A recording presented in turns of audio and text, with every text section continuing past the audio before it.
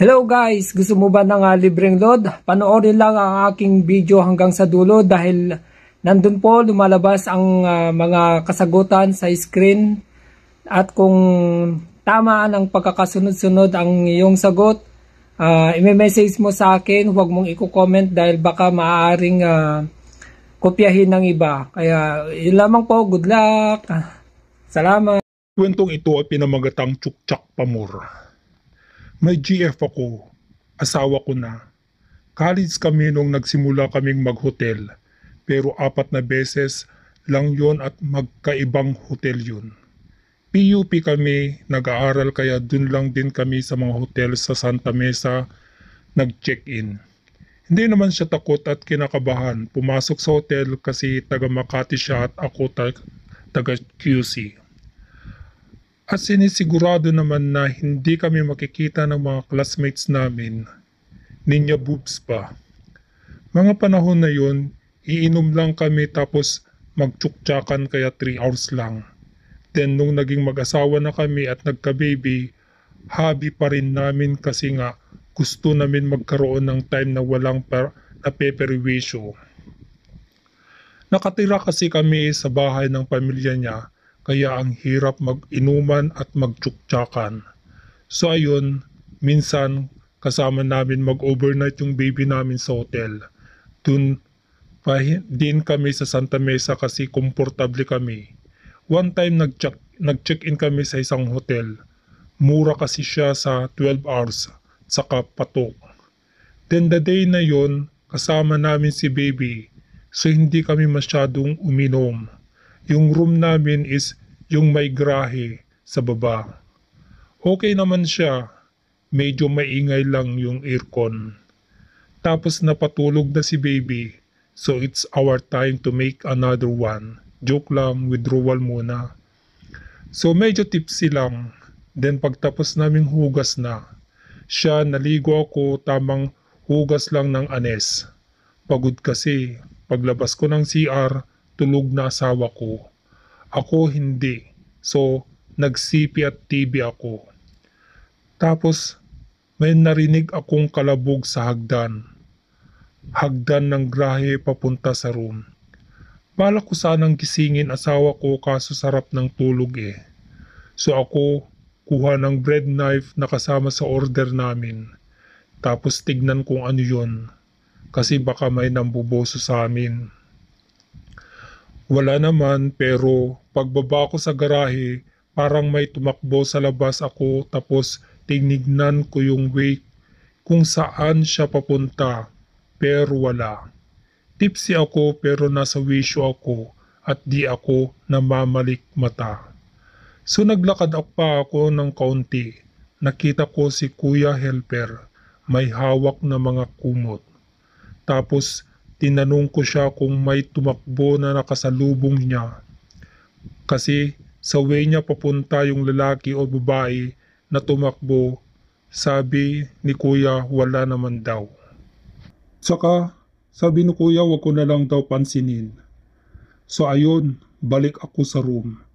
Tapos 30 minutes na pagtanto ko bakit sinabi ni Kuya wag ko pansinin. So natakot ako ng kaunti. 2 o'clock AM pa lang, 8:30 AM pa out namin. Pero di ako makatulog kasi natatakot ako. So ayun, ininom ko yung tirang MP lights namin kahit wala ng chaser. Tapos, ayun, ginapang ko ulit asawa ko para magising at sabay na kami matulog. Then mga around 6:30, ginising na ako ng asawa ko para tanungin anong gusto ko kainin kasi gising na sila ni baby. Tapos nag-dial kami sa telepono ng 0. Pero incorrect at hindi nag-ring. Pero nagamit pa namin kagabi yun. So pinababa niya ako at sa reception na umorder. Maliwanag naman na kahit papano pero dun sa hagdan sa garahe pero kakagising ko lang kaya medyo malabo. Napamura ako, napaupo ako kasi may nakatayo sa tapat ng hagdan at nakangiti. Kinusot ko mata ko na wala. So sabi ko sa sarili ko, inom pa more. Then ayun nga, punta ko sa reception. Tumatawa yung isang attendant doon at yung nasa reception tapos yung assistant ata ng reception, doon pinipigilan yung tawa kasi nakabrief lang pala ako na lumabas ng room. Binigyan ako ng helper ng tuwalya, tapos itinapis ko. Tapos umorder na ako ng pagkain. Sabi ng attendant, hindi na daw aabot sa oras kasi 1 hour na lang yung preparation ng order namin at kung kakain pa kami, di kami aabot sa 8:30. So, we decided to check out na lang at sa Jollibee kumain. After a month, nag-aya ulit asawa ko ng uminom at mag-check-in. Hindi ko na kwento sa kanya kasi baka matakot na siya at hindi na ulit kami makapag-check-in. So sabi niya, balik daw kami doon sa hotel kasi mura. Pero sa loob-loob ko, takot na takot ako.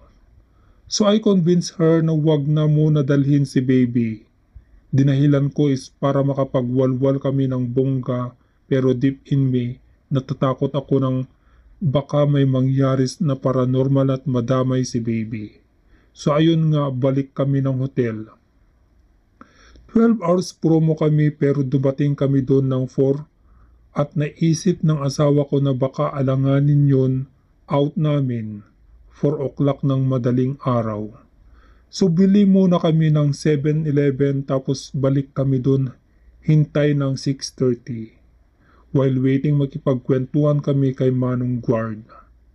At tingin ko may alam siya sa mga nangyayari doon kasi pag pinupunta ko yung mga topic doon, nag-change topic siya. So kinakabahan na naman ako. 7 o'clock check-in namin kasi nilinis pa yung kwarto namin. Doon kami sa 3rd floor sa may paikot na hagdan. Medyo creepy kasi yung ilaw sa lobby is isa lang. Ilaw lang sa tapat ng area ng helper, so pagpasok namin malimig na kasi nakabukas na yung aircon.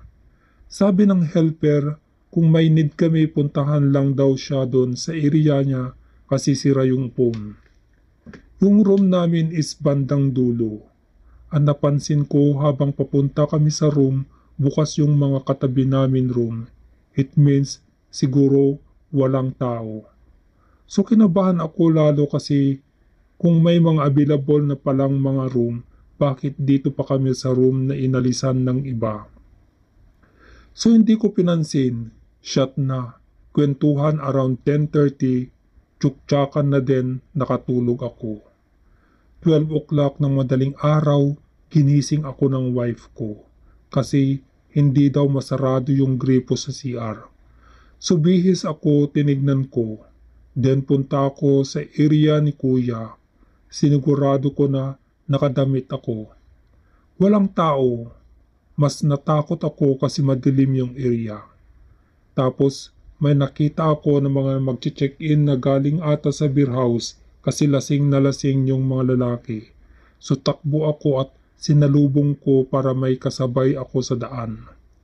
Then along sa hagdan, nasalubong ko si Kuya Helper. Sinabi ko yung sirang gripo. Tapos pagbalik namin ng room, yung asawa ko nakahiga at mukhang tulog kasi lasing. Tapos sabi ni Kuyang Helper, okay naman yung gripo. So tinignan ko.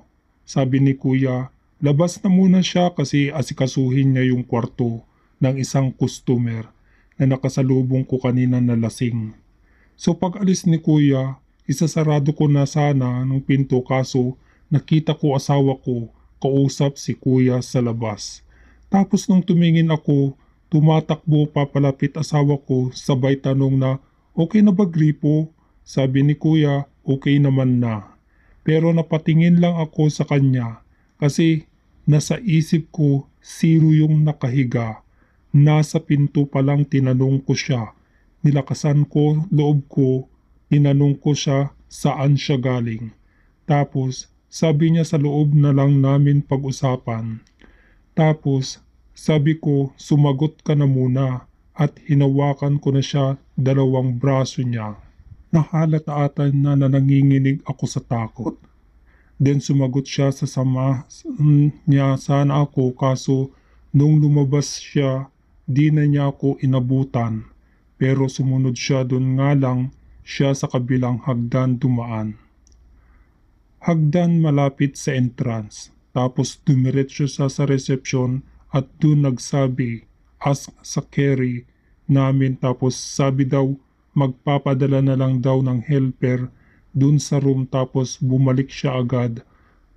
Yun, nakasalubong niya si kuya yung nag-check ng gripo at sinabi niya tapos sabi ko kunin mo gamit mo mag-out na tayo.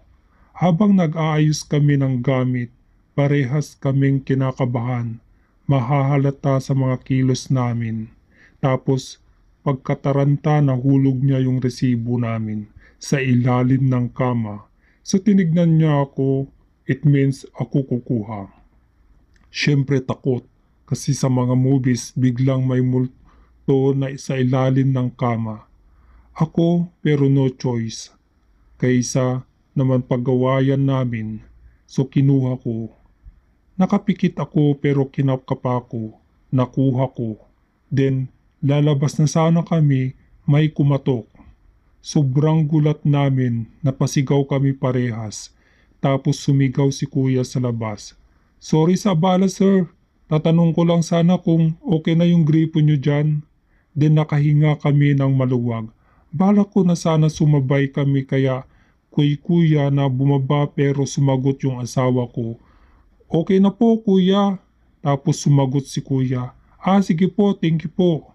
Then a minute after kung magsapatos at palabas na kami ng pinto sabi ko sa asawa ko na dapat di na siya sumagot na okay na yung gripo para may kasabay kami ng pagbaba. Tapos nagulat ako kasi ang sabi niya hindi naman siya sumagot at wala naman siyang marinig na sumagot. So tinanong ko ulit siya kung narinig niya ba yung kumatok. Narinig niya at nagkagulutan at sigawan pa nga kami. At narinig din niya yung sinabi ni kuya na ayos na daw ba yung gripo yun lang huli niyang narinig. Sa sobrang takot ko hinilak ko siya pababa halos madulas kami.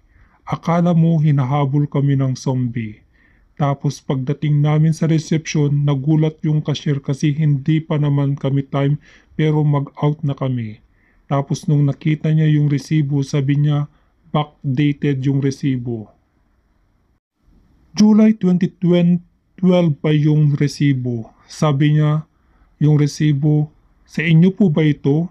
Kasi 250 pesos lang nakalagay dun, yung sa amin around 500 plus. So sabi ni ate. Tapos inabot sa amin. So it means mali ako nang nadampot. So nagpaliwanag ako kay ate. Mali yung nadampot ko kasi nahulog sa ilalim ng kama. Sabay sabi nate, naglilinis daw sila mga kwarto pag nag-out yung customer pero bakit may maiiwan na resibo at hindi daw nila pinapalabas yung customer pag walang dalang resibo. Maliban na lang pag yung naglinis yung nakakuha tapos dinadala sa kanila. Then nag-utos si ate na linisin yung kwarto namin at wag muna kami labas so inantay namin. Then biglang sabi ni ate, okay na daw, nakita daw resibo namin. So lumabas na kami pero 2 o'clock pa lang kaya wala kaming masasakyan. So we decided na mag-taxi na. Habang nasa taxi kami at natutulog ako na may kausap daw si Manong, una hindi pinansin ng asawa ko kasi nakapasak yung isang earphone ni Manong driver at baka kausap niya yung asawa niya sa CP. Kaso, nung malapit na kami nagtanong daw si Manong kung mga lasing daw kami. Medyo amoy din kasi mga inom namin. Tapos, hindi sumasagot asawa ko tapos late niya naaninag na may maliit na babae sa harap. Nakausap at nung bumaba kami, siya daw unang bumaba habang nagbabayad asawa ko. 165 yung fare pero binalik ni kuya yung 15 kasi sabi niya nakadaldalan daw niya naman daw yung kasama namin kaya di siya inantok. Pa-thank you niya kung baga kasi inaantok na daw siya. So pagbaba ng asawa ko, takot na siya. Kaya yun, we decided na hindi na bumalik doon. Nakakatakot, sobrang nakakatakot. Ayoko na ulit bumalik doon. Nagre-rent na kami sa Guadalupe at hindi na nag-check-in. Hahaha, kasi parehas na kaming takot nga asawa ko. Salamat sa pagbabasa kahit napakahaba. Ako si Miguel ng Makati. Yan lamang po at maraming salamat po. Mga listeners, kung gusto nyo po ng 100 pesos sa libreng load, sagutin nyo lamang po ng magkakasunod-sunod yung mga lumalabas sa screen at i-message po sa akin. At kung tama po ang yung sagot, may chance po yung manalo ng 100 pesos free load sa kahit anong network. Yan lamang po, maraming salamat po. Good luck!